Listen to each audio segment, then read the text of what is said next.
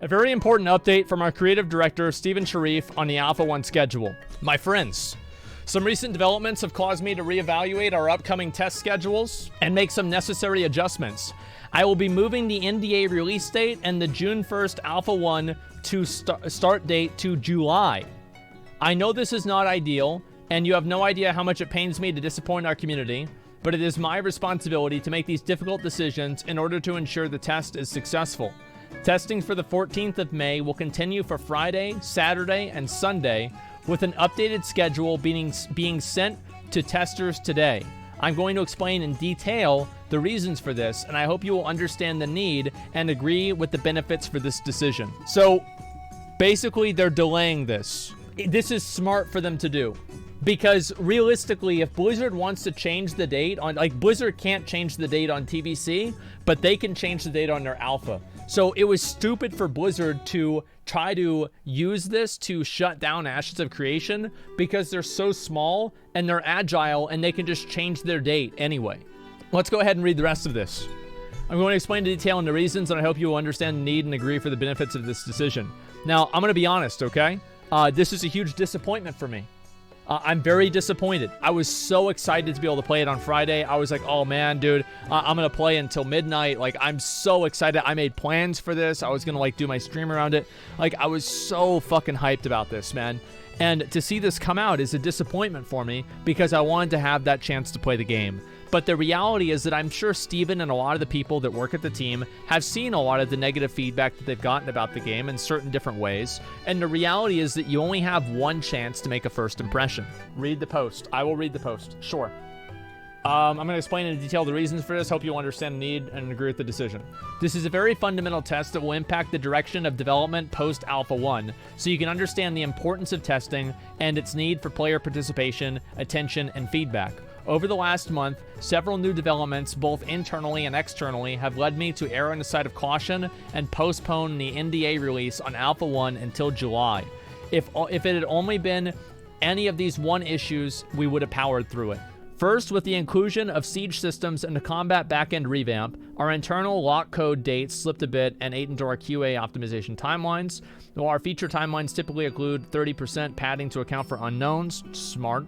I knew including this for our testing would be cutting it close. I made this call to take the risk because of its benefits to the overall testing period. The siege systems now being in place are still going through bug testing before they're ready for prime time. Oftentimes the bug testing QA period can really tighten things up pretty quickly, so I gave it until the end of the weekend to evaluate. Suffice to say, the systems could benefit from another week or two of testing and bug fixing before they're ready to be included. So this is kind of what I'm saying, right? Is that if you release the game and it sucks, because this is exactly what happened to New World. So whenever the New World preview came out, people were actually, like, by the end of the preview, people were actually quite negative about New World. There were a lot of people that were very negative about New World. They were like, "Oh, this game sucks. I don't want to watch this game anymore. I don't want to play this game anymore. It's a shit game." You guys remember that? I think a lot of people did. So they probably saw that happen, and they don't want to bring out the game. And New World, even now, people have negative opinions about New World. Like, I genuinely believe what I said about a game, an MMO's hype is inversely correlated with how much people know about it.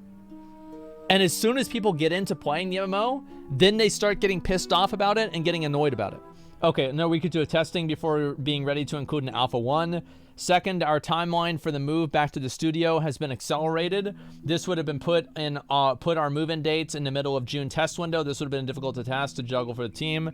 Yeah, it makes sense. It's just like a production thing, right? Yet we were prepared to do so, and we had plans to face how to accomplish this. However, given the other factors for the delay equation, it made more sense to get the move out of the way first to allow our teams to be in the studio together during the testing period. Yeah, that's obviously better. Finally, several new expansion launches for other live games were announced that would have coincided with our test starting June 1st. We estimate roughly 25% of our current testing pool are active players across these titles combined. This fact presents us with forcing testers to choose between participating in our testing environment, which will be long and arduous responsibility, or playing an expansion with their friends and other popular titles. Yeah, that's definitely true. At least they're honest. Well, who's it? PoE. Didn't PoE delay one of their expansion releases because of Cyberpunk? I'm pretty sure they did that, right? Right. It's a good decision that players don't want to hear. As I outlined earlier, this testing period is an important one. It will require not only participation, but also the attention and feedback from both our testing audience and the broader Ashes of Creation community and general public. Coupled with the above facts, media coverage and content creators would have been asked to cover either Alpha 1 for Ashes of Creation or other live launches on June 1st, right? So like Burning Crusade or the Elder Scrolls thing.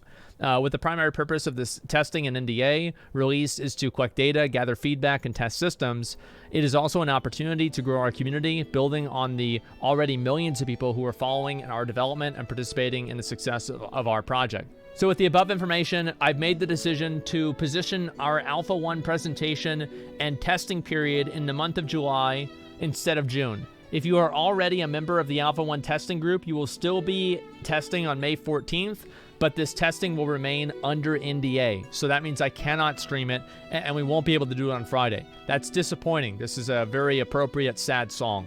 Also, given the delay in our testing cycle, I will be extending our refund policy from 30 days to 90 days going forward for all pre-orders, retroactive from May 5th, 2021, out of respect to those who purchased anticipating the NDA release for this month.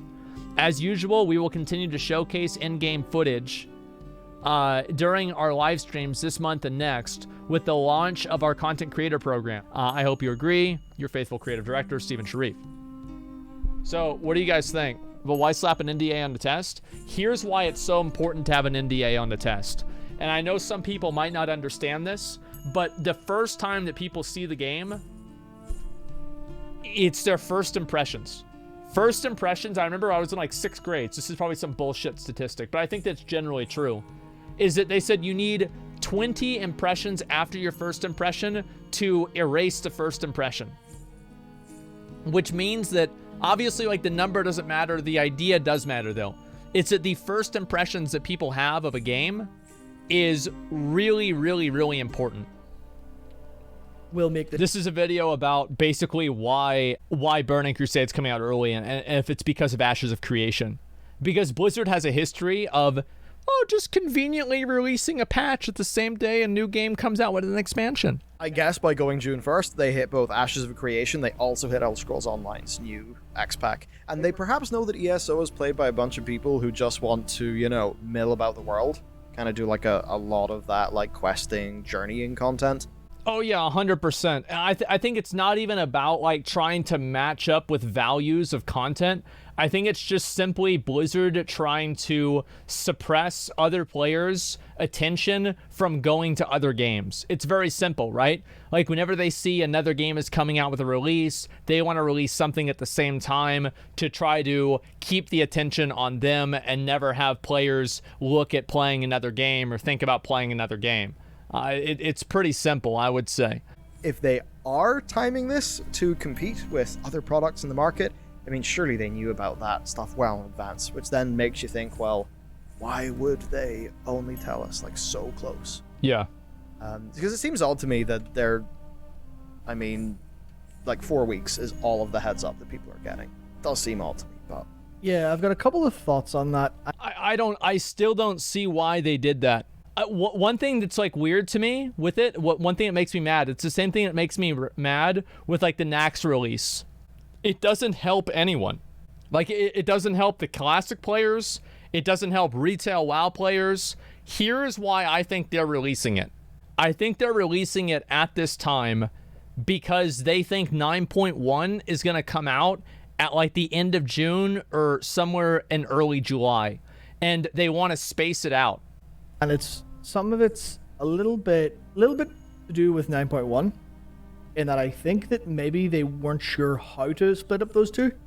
Yeah, I think that's reasonable. Until recently they heard, okay, 9.1, when, just hacking the team, when can we have this out? When can we put this in the schedule? And they finally worked out, okay, we can give you June 29th, we can give you the last week of June. Yeah. As opposed to the mid-July people were expecting. And yeah. then as well as that, they're not really... I think 9.1 will probably come out at the end of June at this point if they're talking about forcing TBC to come out on June 1st. But I feel like they're definitely just putting it as close to the wire as humanly possible and not giving up not giving people the time because they really, really want their Q2 to look better than Q1, even though for all they said about Q1 being good, if you read between the lines, it wasn't. That's always the issue with like a lot of these different stockholder reports and stuff like that, is even if you win big, the investors want you to win even bigger next time. I think Warcraft actually did post good numbers in Q1, and that's a lot of that's because Q1 does include January, right? And of course the expansion came out so close to the start of Q1 2021. But what really drove their Q1 numbers to be great is Call of Duty, because Call of Duty did incredibly well Cold between War. the box sales, microtransactions, mobile, Warzone, stuff like that. So it was very much... Call of Duty, like Call of Duty just completely knocked it out of the park with Warzone. And I think they then are in a situation where if they don't have Call of Duty being super popping as it was, and they don't have a really big WoW thing as well, because like they had a Call of Duty launch and they had Shadowlands coming out like in the same for Q4. They had the afterglow of that in Q1. Right. I think they really don't want to run out of steam by Q2. So they probably want to do something like that. And then I guess perhaps Resurrected is like a Q3, maybe Immortal is a Q3 or a Q4. And then that's kind of balancing out the Blizzard release cadence for this year. Yeah. Something like that. Yeah. So, I think in terms of timing, that's really the most we can get into it. We could kind of speculate all day and get nowhere because it's literally all just guesswork anyway. I think not ideal, though. At least judging by the reaction of the community that this product is meant to serve, not ideal, because they don't seem to be particularly pleased. Yeah, I mean... No, a lot of people don't like the release, and I think that ultimately what it was that they just wanted to... They wanted to release it during a financial quarter. Like I genuinely feel like that was a big reason for why it got released at this time. What was the title of Asmongold's Treehouse video? Oh, there it is. Something along the lines of Blizzard are trying to kill TBC. All right. Well, I mean, if he's saying that, it doesn't matter if it's true or it doesn't matter if it's just his opinion. That sitting with 500,000 views, you're like, oh. I had 700,000. Yeah. Yeah. He, I think, thinks that Blizzard could be sabotaging it, and for him, I believe that's because Naxxramas came out quite close to Shadowlands in a way where they're cannibalizing each other, and all of this weirdness of the TBC launch. Like, I'm not particularly sure about that because we all know... I don't think that they're trying to, like, intentionally... Like, I can't believe them actually going out of their way to actually just destroy one of their own products. Like, I don't believe that, but it feels like that. And if that's what they were trying to do, they would do exactly what they're doing. The Classic has been a massive business line for Blizzard, so they wouldn't want to cock that up. Cock it up. I like that. I mean, simple as that. Like, just look at what it did to the number of WoW subscribers in that same quarter that, like, Rise of Ashara came out. Classic's obviously a major thing for Blizzard. I've heard it on a bit of a grapevine that some of those big like job layoffs and stuff, some of the arithmetic that went into those involved basically them really, really underestimating how well Classic would do. So I feel... How do you underestimate that? That's what I think is the problem. They're clearly bad at gathering data. Anybody with a brain would have known that Classic WoW was going to be a huge success and tons of people would have kept playing it. Like, literally, anybody with a brain. Like, I said that, everybody said that. Like, nobody... Like, how is it that every single person online knows this except for the people that are supposed to be $1 billion company? I feel like because Classic exceeded their expectations and all of that stuff, that they do know it's super important. I think this is just mostly typical regular-ass bungles from them, combined with probably wanting to compete with Elder Scrolls Online. Now, there's the monetization thing to talk about as well. I think it's more so Ashes of Creation than Elder Scrolls Online. Ashes of Creation has way more hype behind it than Elder Scrolls Online. Elder Scrolls has its community, and there's a lot of people, but I think it was absolutely more so to freeze out Ashes of Creation, because they're a brand new game. Like, I haven't seen an MMO with more hype behind it. Like, the last time that an MMO had this much hype behind it for like a WoW, like a game to replace WoW, was in WildStar, right? And that was like back in Cataclysm or some shit. I'll be right back. Yeah. Also from Vin Thorn, I think this is one that just proves where a lot of people are feeling right now. He just said, my mates are pretty pro-Blizz to the point where one almost got a Hordes tattoo. They are done after seeing the TBC price and Ian interview. Which, yeah, like, I think that Ian interview was in terms of, like, people's principles. The Ian interview was like somebody saying that they're on fire and asking Ian to put them out, and then Ian pissed on him. Really, it's just, it was not good. And like, to me, as I said, I appreciate Ian doing interviews, but the answers sucked. I mean, they were fucking garbage. We've got to do better than that. Like that, I think that was like a straw that broke the camel's back a bit. Yeah. And I think then, True. The camel's back was really struggling after the Ian interview, and then the TBC stuff and how price gouging, especially the clone is. I can see that. I think that has just... It's just disappointed a lot of people. And like, it's absolutely not what Blizzard needs. They are so goddamn bad at public communication. It is kind of mind-blowing. Yeah, it's like recently it's been a real pain in the ass because it's been an honest to God onslaught of just basically fuck the players, fuck the players, fuck the players. And it's not like in a huge way. It's not like this really, you're all like scum to us. But it's just these little things where you're like, okay, so we've got no content in one part. We're rushing content on the other part without any notice. So we're all left confused and we're now being pushed. As someone said in the chat there, they're being rushed to think about their clones. So they don't have time to set up. Of course they are. Because the more you think about paying $35 for a character, the more you don't want to do it. And the madder you get about it. Like, create a sense of urgency. It's like, you know, the old fucking, what was it? The movie, Wolf of Wall Street. Like, sell me this pen. And it's like, oh, yeah, sure. Can you write something down for me? You immediately create a need for it and a sense of urgency for that need. So the goal is that Blizzard wants to just immediately throw this price out there, have everybody hyped about TBC, and have people not think about the price and just buy it anyway. They really struggle to actually... They struggle to do an announcement and to do a thing without somehow messing it up a bit. And that was what caused so much of my frustration in the last stream. Like, for me, so much of that was like, Jesus Christ. Like, you guys know quite precisely what the player base are thinking and feeling and where they're at. How can you possibly come in here and bungle this so much? And it does just... It makes you confused. It disheartens you. It's impressive. Like, it is definitely impressive. I don't know what to say about it beyond that. It's fucking impressive.